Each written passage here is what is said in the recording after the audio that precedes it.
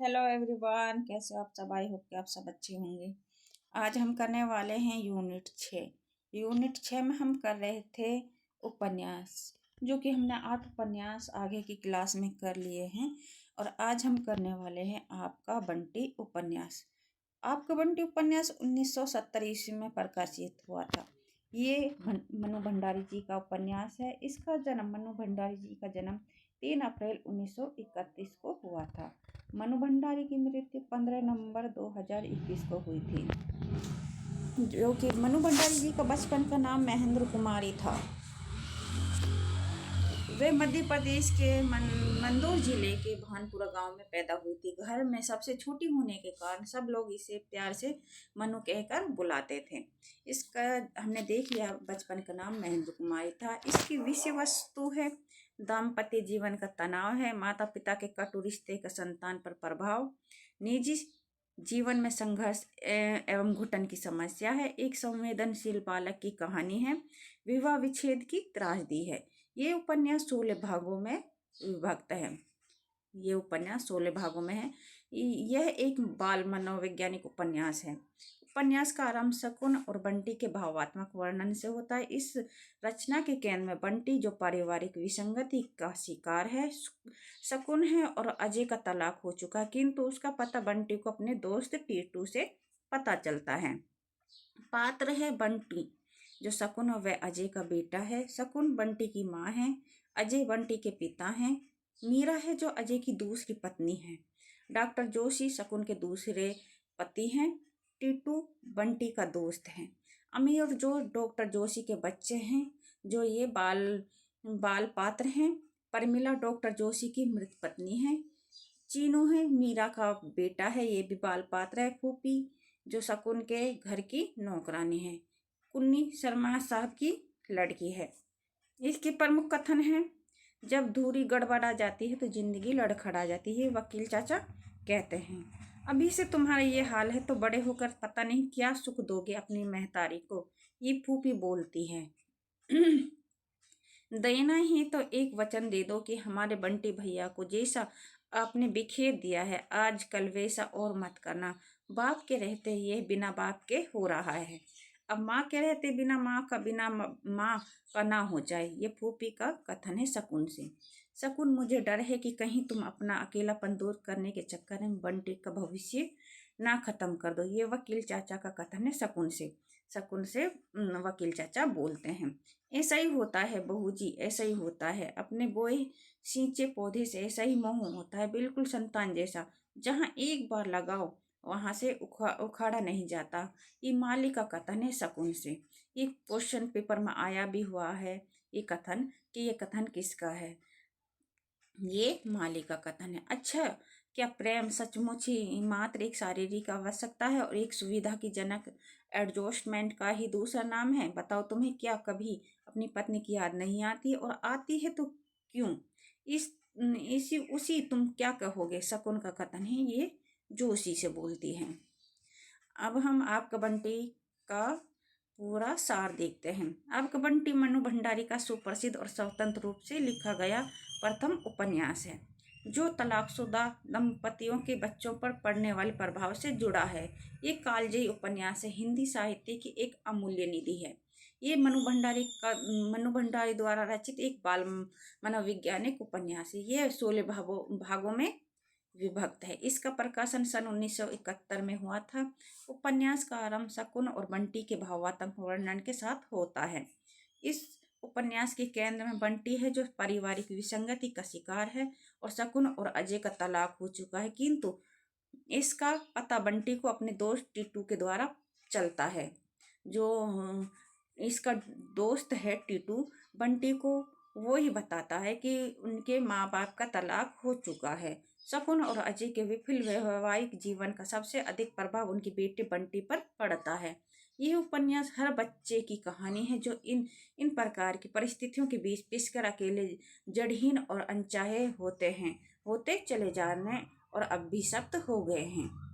जो आपके बंटी उपन्यास है, ये हमें सब कुछ देखने को मिलता है कि बाल मनोवैज्ञानिक उपन्यास है। ये 16 भागों में विभक्त है, और जो इसका आपका बंटी उपन्यास है जो शकुन और अजय का तलाक होता है, वो सबसे ज्यादा प्रभाव उसके बेटे बंटी पर पड़ता है। अब इसके हम मुख्य पात्र देखने वाले हैं। बंटी उपन्यास की कैद में बालक बंटी की ही दुर्दशा का चित्रण है। माता पिता के होने के बावजूद वह अनाथ की जिंदगी जीता है। अजय है जो बंटी का पिता है और शकुन का पति है जो बंटी से प्यार तो करता है पर उसकी खुशी के लिए समझौता नहीं कर सकता है। शकुन है जो बंटी की माँ, जो उसे शुरू से बेइंतहा प्यार करती है, पर डॉक्टर जोशी से विवाह के 50 से बंटी कभी कभी बांधा की तरह लगने लगता है। वकील चाचा है जो अजय एवं शकुन के वकील सलाहकार की भूमिका अदा करते हैं। फूफी है जो शकुन के घर की संरक्षिका है, जो उसकी अत्यंत हितैषी है। वह अजय को कोसती है, वह पुरानी पीढ़ी से है, वह न अजय के विवाह के पक्ष में है न शकुन के। इसके गुण पात्र हैं डॉक्टर जोशी। डॉक्टर जोशी हैं जो शकुन के दूसरे पति हैं। शहर के प्रसिद्ध डॉक्टर हैं। परमिला डॉक्टर जोशी की मृत पत्नी है। अमी है जो डॉक्टर जोशी का बेटा है। जो डॉक्टर जोशी की बेटी है। मीरा अजय की दूसरी पत्नी है। चीनू मीरा का बेटा है। टीटू बंटी का दोस्त है। कुन्नी शर्मा की लड़की है। माली चपरासी बंसीलाल, ये इसके गुण पात्र हैं। अब हम इसकी विशेषता देखते हैं। इसकी विशेषताएं: चरित्र अनुकूल भाषा का प्रयोग हुआ है। उपन्यास की भाषा में अंग्रेजी, संस्कृत के तत्सम उर्दू, अरबी, फारसी शब्दों का भी प्रयोग हुआ है। बालक बाल मन को मनु जी ने मार्मिक ढंग से उकेरा है। इसका कथा सारा तलाक की समस्या पर केंद्रित। इस उपन्यास में मनु भंडारी ने बाल मनोवैज्ञानिक मार्मिकता को खोला है। तलाक की समस्या के केंद्र में बंटी है, जिसके पिता अजय एवं माँ शकुन है। शकुन आधुनिक एवं स्वतंत्र विचारों वाली आधुनिक स्त्री है।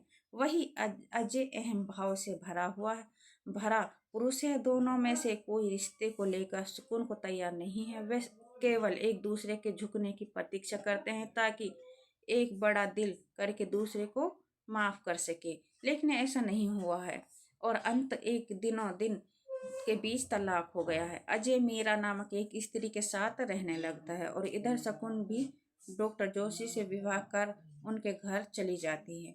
जोशी के 2 बच्चे हैं, उनकी पहली पत्नी से उत्पन्न थे। बंटी को डॉक्टर जोशी का घर नहीं जचता है। वह माता पिता की माँ उसे सब पहले की तरह प्यार नहीं करती है और ना ही अपने पास सुलाती है। वह डॉक्टर जोशी के घर खुद को उपेक्षित महसूस करता है। उसे माँ शकुन और डॉक्टर जोशी के साथ कमरे में सोते देखना अच्छा नहीं लगता। उसे शकुन से घृणा होने लगती है और उसे गुस्से में वह पापा अजय को फोन करके कलकत्ता उनके पास आने को कहता है, किंतु वहाँ भी ऐसा वैसा माहौल नहीं मिलता है जैसा वो चाहता था। सौतेली माँ मीरा को भी वह अपना नहीं पाता है। अंत में अजय उसे हॉस्टल में दाखिल करा देता है, जहाँ वह अनाथ जैसे जीवन जीने को मजबूर होता है। ये हमने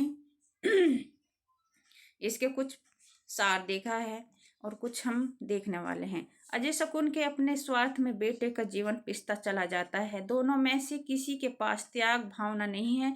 बच्ची के लिए कोई भी एक दूसरे की गलतफहमियों को नहीं भूलना चाहता है। अंत में बंटी इस खंडित रिश्ते के एक बीच त्रासदी का शिकार हो जाता है।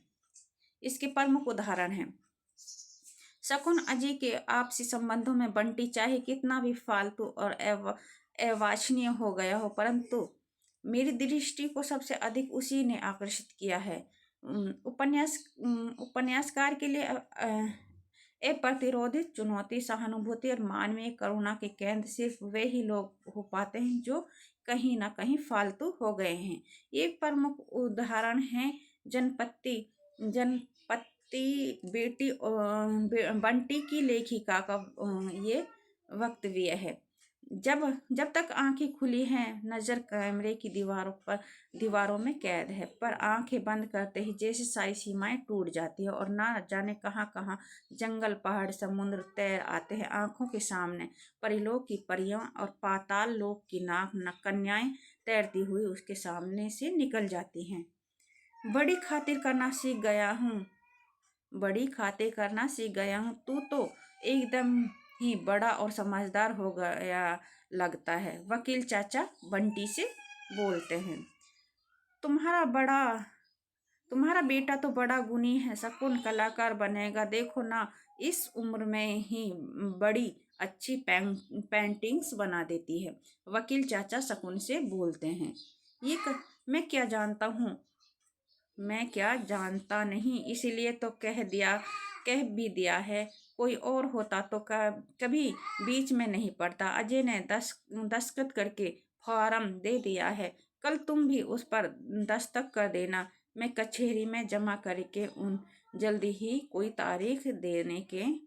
ये वकील चाचा शकुन से बोलते हैं। ये हमारे सारे कथन हैं जो शकुन और वकील चाचा के बीच में होते हैं। ये हमने इसके कथन देख लिए हैं। कुछ हम इम्पोर्टेंट्स और कथन देख लेते हैं। हम कहते हैं तुम्हें यहाँ से चले जाओ बंटी भैया, हमारे तन बदन में आग लगी हुई है। इस वक्त बहू को ले जाकर थाना कचहरी में खड़ा करेंगे, मर्दानगी दिखाएंगे। अरे हाथ पकड़ के निभाने की मर्दानगी जिनमें नहीं होती है वहाँ ऐसे ही मर्दानगी दिखाते हैं। अनबन किस में नहीं होती तो क्या ब्याही औरतों को यह यूँ छोड़ दिया जाता है।